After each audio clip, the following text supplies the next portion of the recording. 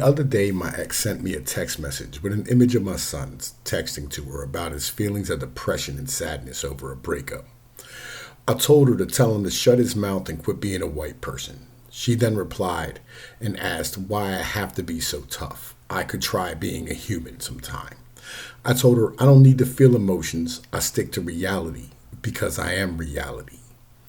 This got me thinking of a scene from Platoon, considered one of the best Vietnam War movies, where an NCO named Barnes faced off against a part of his platoon who were getting high and drinking to cope with the death of their favorite NCO named Elias. Elias was a softer, nicer guy who had morals in a war zone, and Barnes had killed him because he wanted to report him for killing a village chief's wife, while the platoon was seeking revenge on the Viet Cong who had killed one of their soldiers. Barnes comes into a storage area where a young private and several other grunt types were complaining and threatening revenge on Barnes, saying they could frag him. One private says no one can kill Barnes but Barnes. He's been shot 7 times and hasn't died.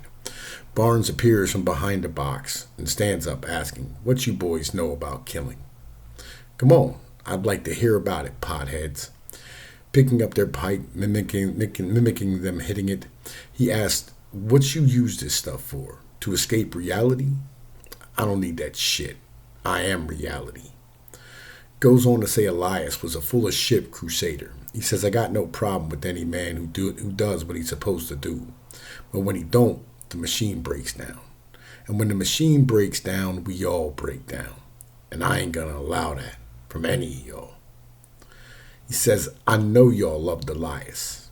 And if you want to kick ass, here I am, all by my lonesome. 6 of y'all against me. No one's gonna know. Kill me." Everyone turns her head and hangs it in shame. He says, "I shit on all you," as he turns to leave. And as his back is turned, a young Charlie Sheen jumps up and attacks him from behind. Barnes turns the table and lets him live as the rest beg for his life and try to convince him it's not worth it. It's an important motif in life, reality versus the false paradigms we hold. We assume our fellow citizens will do as the law says, honor the social contract, be good people in dealings. We don't do much business with our neighbors for the same reason. The old European empires didn't do trade with one another. One day they will turn on you, and as a country, you don't want to be relying on a rival for food or any goods once war breaks out. You don't deal with your neighbor because you fear having to deal with another human may not honor that social contract. So you hire a corporation to fix your car or your roof. You get insurance to cover the damage. Call the police when their music is too loud or their yard's out of order, dropping the value of your home. It's a false reality we create with legal contracts. But with 9 missed meals, all this disappears. The enforcement of all the contracts goes away. We like having the security of men with guns, but most of our society hates machismo and violence. We watch TV shows with perfect families who never scream and argue. There's no violence, no real trauma. Dad bumps his head and wakes up just fine like nothing happened. There's no eviction notices or electrical cutoffs, no missed call payments, no hours being cut back or downsizing. We see Facebook posts full of memes that portray an outer image of perfection. Pictures on Instagram with so many filters it may as well be another person in the image. None of us live in the reality. It's all complete and utter falsehoods. Your neighbors aren't stealing your things because they like you or even know you. It's because they fear a system of justice that will haul them away if caught. People spend their days toiling away in some cubicle or some store or some warehouse to earn pieces of paper that if you try to hold on to, the rampant inflation will render them useless in a year. We pretend we're living our best life when in reality we can't even go play a sport or exercise too hard. Because with one injury, 6 weeks off work, we lose everything. We don't want to say these things. We don't admit these things because it would show a giant flaw in our system. People are taught their whole lives that violence and anger are traumatizing, that they're scary and evil things, that depression and sadness, boredom are diseases to be cured with medication. We are never told that all of this is completely natural, normal states. We speak of chemical imbalances that are never tested, no blood work drawn, no real proof. Just here, broken robot, go back to work and be productive. Are women having sex with multiple men is the complete norm. Every man, though, most would have never admitted, are on one bad week from a divorce. or an end of a relationship that would cost them everything. End up slaves to a system none of us ever agreed to. The stories I wish I could reveal here. Jesus, imagine having your heart broken from beyond the grave. We don't live anywhere close to reality. Breaker put it best tonight. They commodified our emotions and values. That house with a white picket fence, 2.3 kids, and a car in the driveway, made up by a Ford ad executive. Why do you like bacon? An ad executive found a way to sell a part of a pig to consumers no one wanted to eat. Those Disney movies telling all the little girls they're princesses with no work, no cooking, no cleaning, no personality traits. The I don't need a man, all invented reality. It's all complete bullshit. Why can you get a loan to buy a home? Because some banker did the math and the government will buy it if it fails. It's all a completely false reality. Hell, we have somehow shoved under the rug women are having sex with dogs at a record rate. Old people raising children using electronic nannies that have created an underclass of subpar genetic men who dress up in fur costumes. None of it addressed, not even talked about. Treat the symptoms, yell at the weirdos, complain about the side effects of the medication we call American culture. I woke up yesterday and went and got my ducks food and bedding. Came home, put them in the bathtub. Cleaned out the chickens and ducks pens, put the ducks back. Went out, rebuilt the carburetor on my lawnmower, cut the grass, took the ducks out, made dinner for my son, and spent the day in the sunshine.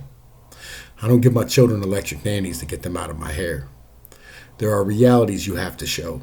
I tell my kids' mother, look, I don't see my children as a burden.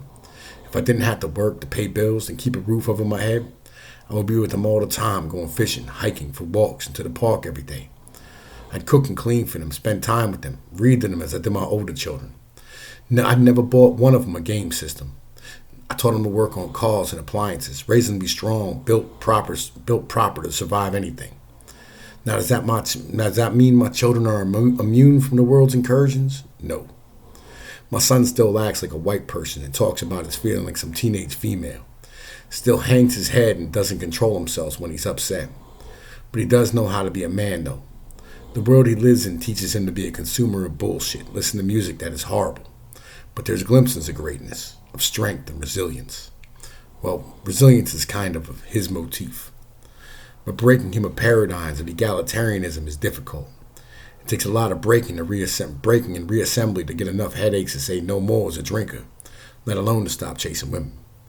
But I live in reality and realize the path that he must walk is a long and arduous one. We must all start living in reality and do for ourselves, feed ourselves. Stop relying on the system to feed us. Find out how deep we are in this beast to find our own reality. Welcome to Radlight, the sponsor of today's video. Radlight is your host with the most, with all of your laser pointer needs. Okay, they have laser diodes. They got Wi-Fi RC drones with lasers on them. They got these red USB lasers with USB chargers, right? They have all your laser needs. They got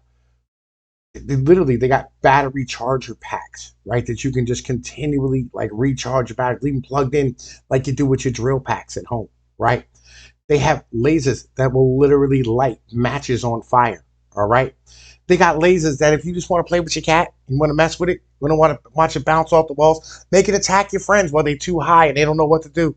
If you wanted to stay in here and buy your kid something or buy your niece or your nephew, like, I don't know, like your friends' kids, whatever it is, you got a bar mitzvah to go to, you got a quinceanera to go to, nothing better than having a laser pointer that shoots smiley faces and butterflies.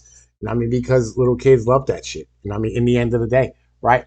On top of that, they have these purple laser USB portable things, right? Listen here, I got to put a little disclaimer right here, folks. Don't use these at airports, all right? Legitimately, because it's a federal offense, and I don't want to see any of my fans go to jail at the end of the day, right? They have lasers. They're the Luke, I am your father laser, all right? Where you can literally pretend to be Luke Skywalker or Ray or whatever, nonsensical Han Solo thing that goy slop eating people really like to do, right? On top of that, they have lasers with trichromatic trio, the ultimate laser pointer set.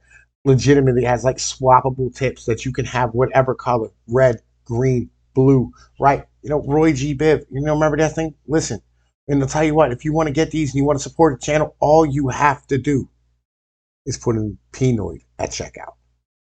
It's amazing, right? The link will be in the description. Thank you, and let's continue on with the video today.